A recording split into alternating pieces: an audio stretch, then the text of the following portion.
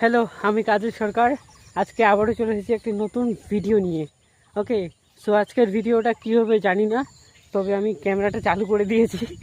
কী দিয়ে বানাবো সত্যি আমি জানি না।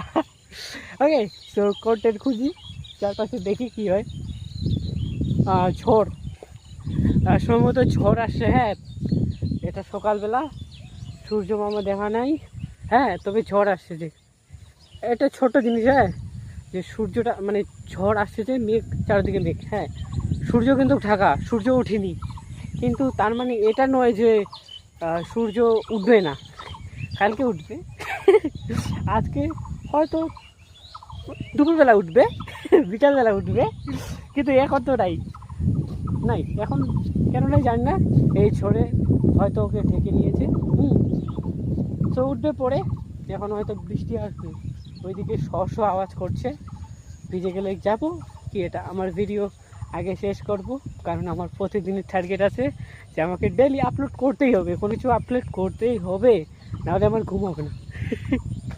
তো যাই হোক, তো সূর্যটা, রবীন্দ্রনাথ ঠাকুর বলেছিলেন যেমন ভোর যতই গভীর হোক সূর্য একদিন উঠবে। মানে অন্ধকার, আমাদের জীবনটা ঠিক এরকমভাবেই, মানে চারিদিকে অন্ধকার। হ্যাঁ, কিন্তু আমরা আর ধৈর্য সই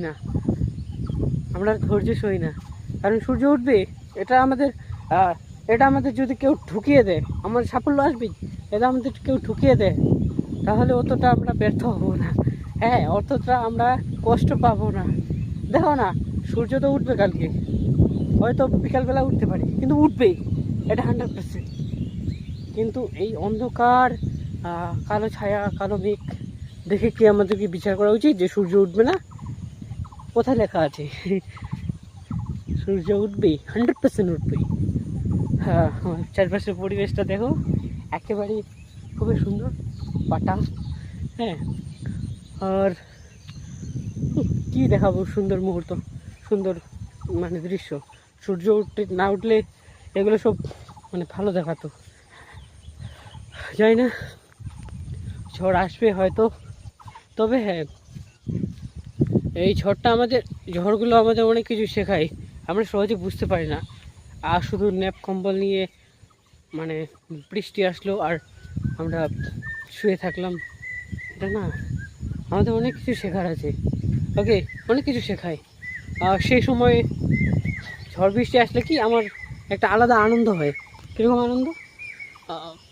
চুপচাপ বসে থাকা না, কিছু থিঙ্কিং করা, যেমন হচ্ছে কবিতা লেখা আর গান শোনা, গান করা, এগুলো। হ্যাঁ, সো এগুলো করতে ভালো লাগে আমাকে। হ্যাঁ, এদিকে একটা পুকুর আছে, তো পুকুর তো মনে হয় দেখোনি। এই যে এদিকে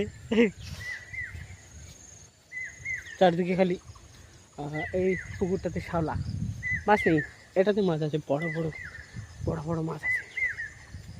এত লোভ নেই। কোনো যদি মাছ ধারেতে, হ্যাঁ, ধারে কাছে আসে, পুচি বা মরে থাকে, তাও আমি হাত দিই না। সো দেখা হচ্ছে নেক্সট ভিডিওতে, ততক্ষণে মানে এরপরের ভিডিওতে দেখা হচ্ছে। ওকে, সো বাই।